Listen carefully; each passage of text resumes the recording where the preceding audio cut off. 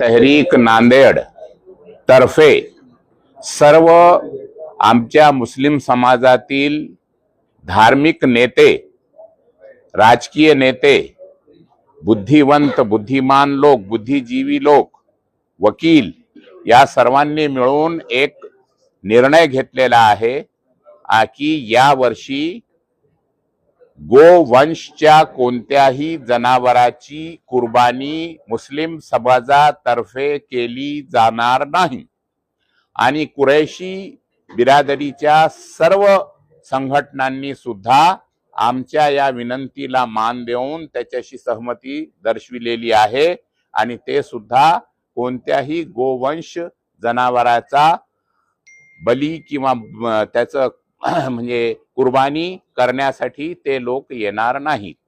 म्हणून आमची विनंती आहे की सर्व समाजामध्ये, सर्व जिल्ह्यामध्ये आपण ही बातमी पसरवावी आणि प्रशासनाला आम्ही ज्या विनंती करणार आहोत त्या विनंती सुद्धा आम्ही सांगितलेलं आहे सविस्तरपणे, आता रिपीट करणार नाही मी, की ज्या संघटना विनाकारण कायदेशीर लोकांवर, कायदेशीर जनावरांवर बंदी घालण्याचा आणि त्यांना त्रास देण्याचा प्रयत्न करत आहेत त्या संघटनांना सूचना देऊन, कायदेशीर नोटिसा देऊन त्यांना पाबंद करण्यात यावे आणि त्यांनी जर एखादी कृत्य बेकायदेशीर केली तर त्यांच्या विरुद्ध सुद्धा कार्यवाही केली पाहिजे।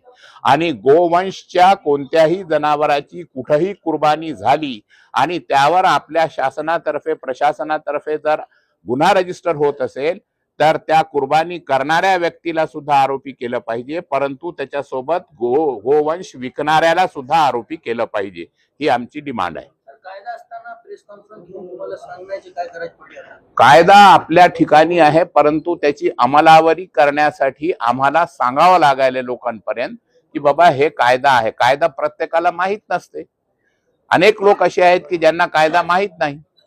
सोशल मीडिया समाज माध्यमातून मुस्लिम आणि हिंदूंमध्ये फूट पाडण्याचा गोवंशाच्या नावाखाली विघातक अशा पोस्ट केल्या जातात, त्याच्या बंदीसाठी आपल्याकडून काही आम्ही प्रशासनाला ती बंदी घालावी, त्याच्यावर नियंत्रण ठेवावं आणि त्यांच्या विरुद्ध कडक कायदेशीर कार्यवाही करावी, हे आमची विनंती प्रशासनाला। सर्व स्तरातून आपल्याला या विषयावर पाठिंबा आहे।